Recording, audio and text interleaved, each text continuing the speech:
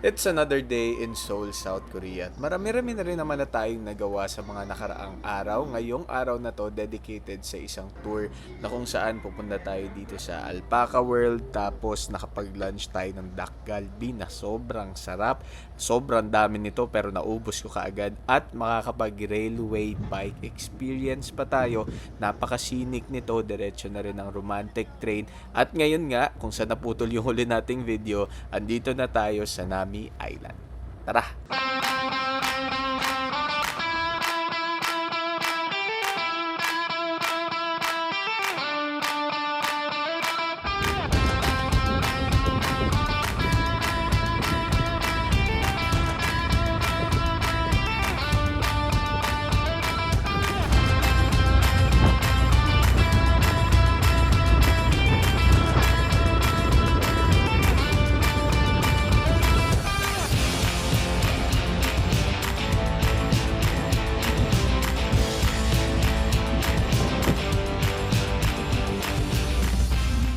Itong Nami Island experience natin, part lang to ng tour na binook nga natin sa Klook. Ang relaxing naman pala talaga maglakad dito.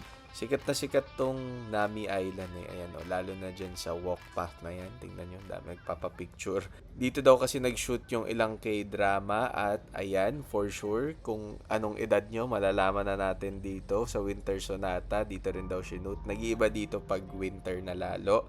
Ayan yung buong map. Malawak-lawak talaga siya eh. Tsaka para ang dami mong makikita at mapupuntahan. Kaya naman siya in one day since, or kahit nga half nga eh, since mabilis nyo lang masustroll yan.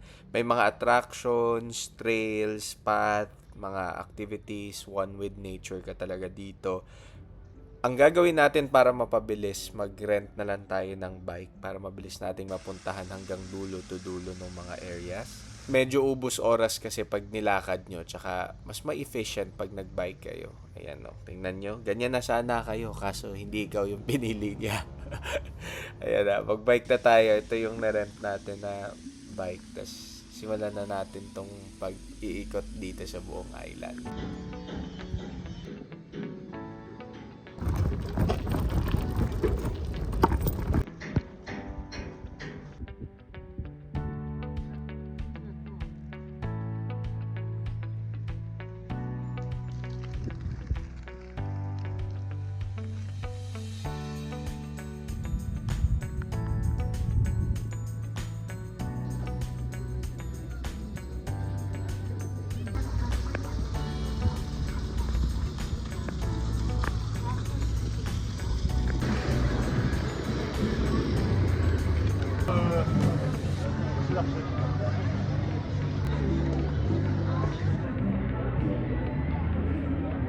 Buhay na buhay talaga dito sa Hongdae, lalo na paggabi. One of Seoul's liveliest neighborhoods to na na-experience ko.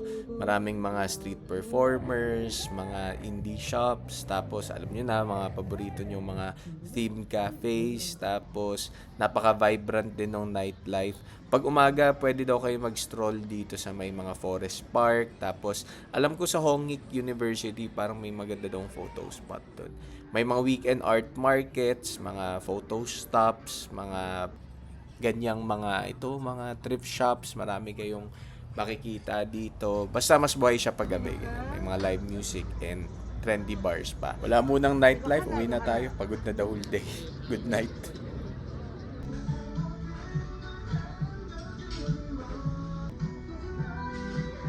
Late na tayo nag-start today pero kanina pa ako gising, may mga tinapos akong work tapos lumipat tayo ng another hotel. Yun nga lang hindi ko na na-videohan. Mag-ano na tayo, Army Stew. Ito yung pinaka sikat na pagkain daw dito, made of random different food topping siya na sinasama sa normal yung noodles kasi nga kaya nga siya army stew. Bude jjigae, basta parang ganun, sounds like that. Pero ang sarap nung na-try ko dito. Ang comforting nung sabaw. Akala ko sa dami niya hindi ko siya mauubos, pero bawat ingredients na lasap ko, yung green onions, yung parang spam, yung noodles mismo. Tapos, carbs on carbs talaga, nag-rice pa ako. Ang naging setback ko today, sa totoo lang, umuulan-ulan na sa labas. Kaya, Alam nyo naman ako, allergic talaga ako pag umuulan. Supposedly today, may mga outdoor akong gagawin sana. So, ipipivot natin yung plano natin to do other things. Kaya, mabagal lang ako. Enjoyin lang natin tong pagkain natin. Try nyo dito sa restaurant na to. Hindi ko alam kung may iba't ibang branches siya. Pero, sobrang sarap niya. Dito siya sa may Uljiro, katabi lang ng hotel ko na Travel Lodge. Ayan eh, oh. Hassle talaga pag umuulan. Yung sapatos, yung nababasa ka, may bit-bit kang payong. Parang ang dami mong dala. I mean, na-enjoy ko yung comfort pag umuulan, pero pag nasa loob lang ako. Pero yung pag nasa labas at naglalakad, ay, yan talaga, pass tayo dyan. Sakay na tayo ng train. Sulit na sulit ko tong T-money ko dito. Oh. Talagang tap lang ng tap, niloloadan ko lang, tapos nakakarating na ako kung san-san.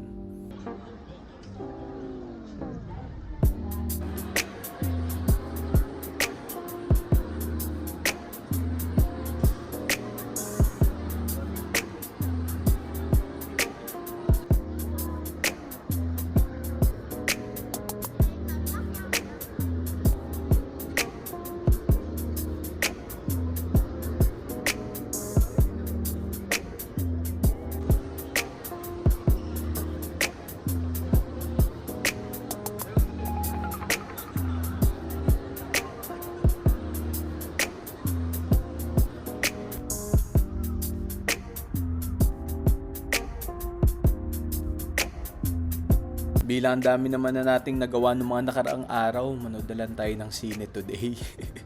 Kasi nga umuulan sa labas, tapos hindi ko magawa yung mga iba kong itinerary. Sakto, parang marami namang magandang palabas.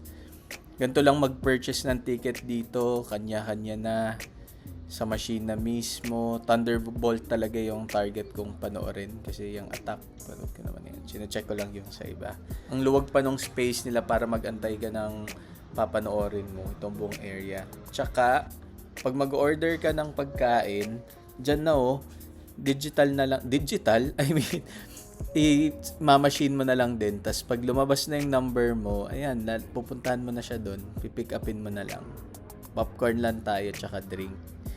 Overall, nagustuhan ko yung movie, Thunderbolt. Para siyang new take sa usual na nangyayari sa Marvel. Di pa ako Marvel fan niya na. Medyo naging repetitive na kasi for me yung ibang kwento ng Marvel. So, na-enjoy ko siya.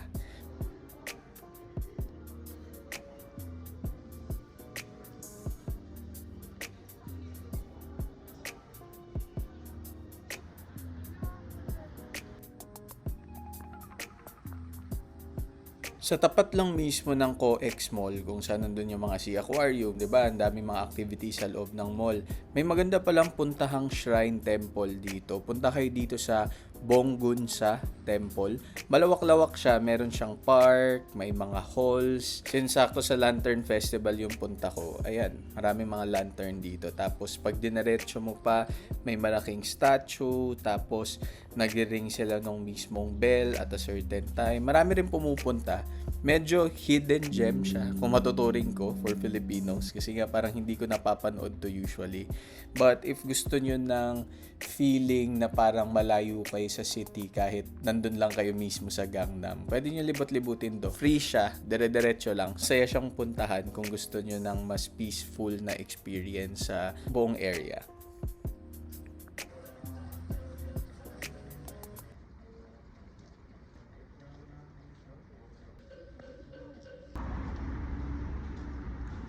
Bilang may energy pa ako, pumunta na ako dito sa Apgujeong Rodeo area. Para siyang mga shopping district, marami ring cafes. Nandito lang yung K-Star Road. Supposedly parang dating K-Star Road. Parang dito usually yung mga hub ng mga K-pop before. Hindi ako K-pop fan so hindi ko alam kung dito pa rin ba or ganyan. From here, nag-bus lang ako papuntang Seoul Forest Park. Medyo wala masyadong nagagawa dito, pero malapit siya sa Songsu. Kung gusto nyo puntahan, nandun yung parang shopping district din. Maraming mas pwedeng gawin doon. Pero bilang last day ko na pupuntahan yun, enjoy ko na lang yung stroll ko dito sa park. Sakto, hindi na rin naman umulan at malawak-lawak tong area. Uuwi na rin ako dahil may habulin lang ako for work. Tapos, bukas na lang ulit. Tingnan natin kung anong activity natin for tomorrow.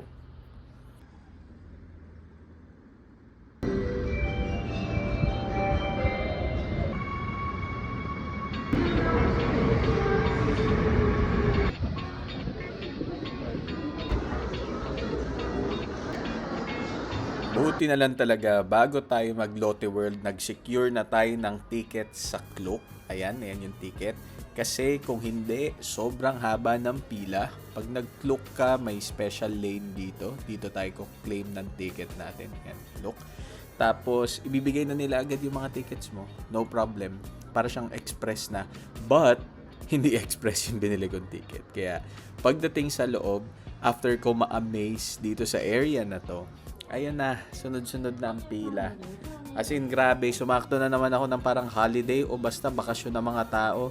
Sinakyan ko na lang na una is yung boring na ride para lang may overview look ako ng buong Lotte World. Ayan siya, malaki siya, may indoor, may outdoor, kaya interesting. Dito sa indoor yung mostly pambata, ice skating dun sa may babang area. Tapos pagdating mo naman sa Magic Island, same ticket lang to, lalabas ka lang. Ito yung parang expansion nila. Andyan yung rip-off ng Disneyland na castle. Ayan, meron dito. Or dito yung mas extreme na ride. Sobrang hassle kasi ganito. Pumila ako sa single rider. Akala ko mas mabilis. Hindi rin pala. Ganun din. Mas tumagal pa dahil nga halos lahat may magkakasama. So, napatagal ako ng ride. Pero isa to sa mga gusto kong ride. Itong parang Atlantis ba yung pangalan. Maraming magagandang rides. Maraming nakakatakot na rides. Kailangan nyo talagang mag-allot ng time. Pero, nung sinearch ko naman sa iba, hindi naman ganito kadami yung tao. Yun nga lang, nasaktuhan lang siguro talaga ako. Check nyo yung mga schedules. Check nyo kung may holiday. Check nyo rin kung punuan. Mas maganda talaga pumunta ng mga weekday dito. Though weekday to, yun nga lang may holiday. Ang good thing, kasama ng ticket natin, yung mga rides na to na lahat. Kumbaga, ride all you can naman siya. Pwede ka na lang mag-avail ng mga express passes kung gusto mong mas papabilis yung pila mo. Nasa Klook din naman yun, makikita nyo na lang. Free na dun sa mismong ticket natin ang access sa Lotte World Folk Museum. Malapit lang siya, parang nasa taas lang siya. Nakabundle kasi yung ticket ko kasama yung observatory later. If may time lang kayo, kunwari na bored na kayo sa Lotte World Adventure, pasok na rin kayo dito kasi nga kasama naman siya sa ticket. Kung hindi ka naman ganun ka museum type ng person, baka hindi mo rin siya ma-enjoy. But it's free and I have more time. So, nilibot-libot ko siya. Marami rin naman akong natutunan about their history.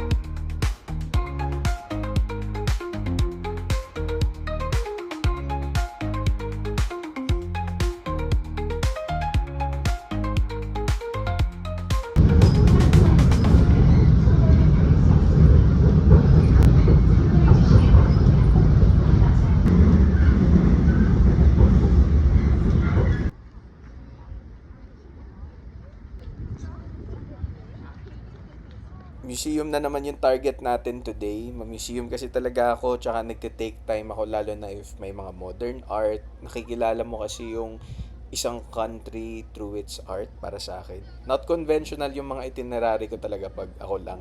Hindi naman kasi ako ma-picture, hindi naman ako ma-selfie, hindi ako nagte-take time sa pagpo-post. Kaya mas marami akong time to feel yung buong country ng maigi. Hanggat maaari nga, ayoko pang nagpapakita. Kahit pinipilit na ako ng mga friend creators ko na magpakita pa ng mas madalas. Parang mas marami pang better things to see sa mundo than me. Kaya hindi ako mapakita. Okay na to, parang POV ko, kasama kita kunyari kung anong nakikita ko. Tsaka na-enjoy ko now yung pag-shoot ng landscape. Kaya ang dami kong shots. Kasi quick story time, film grad talaga ako. Tapos never kong pinursue yung filmmaking. Well, for a very short, quick while lang, dahil mas practical tayo as a breadwinner since pa lang, hindi naman na kasi talaga kikita ka kaagad sa pelikula. Kaya after ko graduate, advertising na agad ako. Gusto ko pa rin ba mag-film? Siguro, sana. Now kasi mas focus ako sa ibang goals. Mas gugustuhin ko pa siguro mag-theater. Pero andun pa rin yung alab ko sa film, tsaka sa theater arts.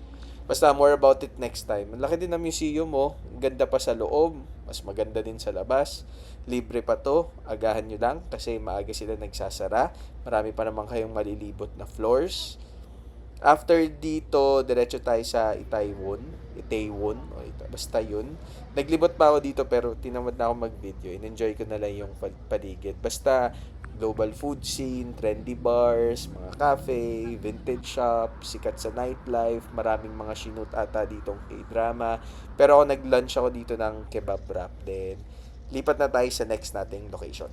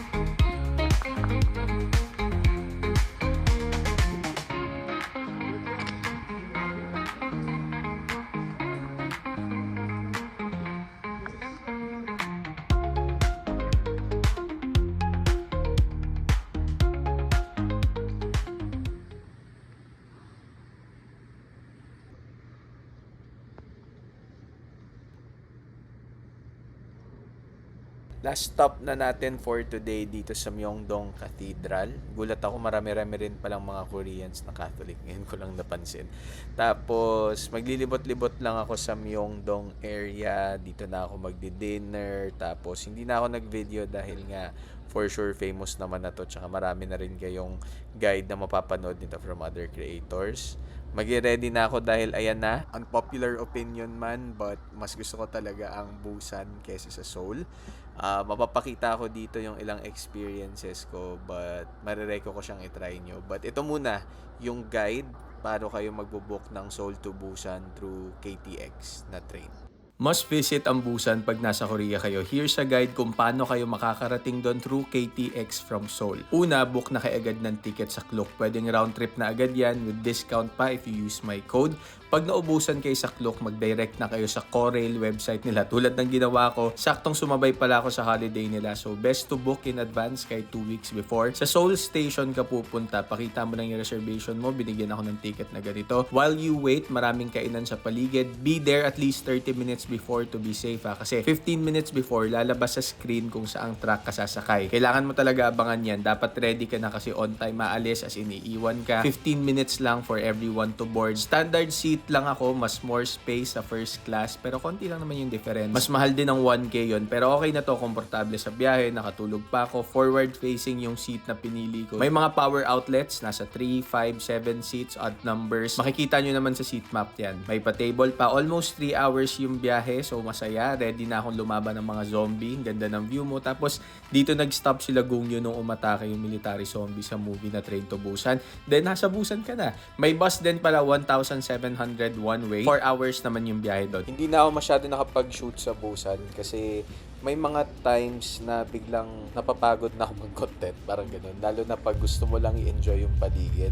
At ito yung mga times na yun. Lalo na na-enjoy ko nga kasi yung Busan. Mas gusto ko siyang ma-embrace lang. Though, nag-shoot pa rin ako ng portrait na version. So, if you want the full details, makikita nyo pa rin siya sa mismong TikTok ko. Pero ito yung una kong pinuntahan dito. Nag-bus lang ako mula Busan Station papunta dito sa Ho Inyol Culture Village. DIY lang yung gagawin natin. Though, if meron kayong limited time lang, I suggest mag-tours kayo sa Klook. Meron doon kasing mga nakaset na okay naman puntahan dito. Ang problem lang is medyo magkakalayo yung mga tourist spots. Tapos dito kasi less yung metro, more buses. At medyo malayo yung mga iikutan from one place to the other. May time nga na sobrang lapit ko lang pala. Pag trinain siya parang 1 oras. Tapos pag in-Uber ko parang 20 minutes lang or less. Kaya nag-Uber na lang ako. So yun yung mga kailangan nyo i-consider. Saka i-check nyo ng maigi kasi may mga times nga na magkakalayo siya. Mas advisable mag-tour, lalo na kung mag-quick trip lang naman kayo dito. Pero ito yung mga isa-suggest kong puntahan nyo. Dahil for me, tulad ng sinasabi ko nga, isa sa mga must-see when in Korea, itong Busan talaga. Mas nagustuhan ko siya kaysa sa Seoul. Ang dami na nagtanong sa akin kung worth it bang pumunta sa Busan. Nako, ang dami mong na-miss sa Korea experience mo kung hindi nyo to napuntahan, and bias talaga ako dito. Para siyang Kyoto ng Japan para sa akin. Not a hidden gem, but gives you a different experience. Tingnan nyo to 3 hours from Seoul through KTX, makakarating ka na agad dito. May experience mo na tong Ha Inyol Cultural Village. Para siyang nasa Santorini ka, along strip of cafes and restaurant, but mostly you will enjoy na nasa tabing dagat ka lang. And look at the colors ng paligid. Ang relaxing, ang comforting. Makakapag-air Busan ka to have a view of Songdo Beach and the coastline of Busan. Sa Songdo, ang dami mo nang pwedeng makita dito. The Little Prince themed cafe, ang cute. May mga hike trails dito sa Sky Park ng Songdo. Suspension bridge experience, Songdo Cloud Trails na nakapag-chillan talaga ako. And maraming parts dito sa activity, ang libre lang talaga. From here, bus or Uber to Gamcheon Cultural Village. Post-war village now turned into an artistic community. Ang ganda dito rin, dami mo may explore. Mostly cafes, but ayan, you can just wander sa paligid. Seafood lover ka ba? Jagalchi Market is for you. From the usuals to unique seafood, andito yan. Dito sa tapat lang nito ang BIFF Center, not just for film buffs, but stores, cafes, street food ang nasa paligid, lots to try, lots to explore, bukod pa sa BIFF Square. And as a film buff, kailangan ng separate content ang walkthrough sa past film life ko. So skip na muna natin to. Kinagabihan nagsamwang sa temple ako, nasaktuhan ko pa ang Lotus Lantern Festival na nangyayari once a year lang. Madaming tao but worth it ang 40,000 lanterns all over the temple na view.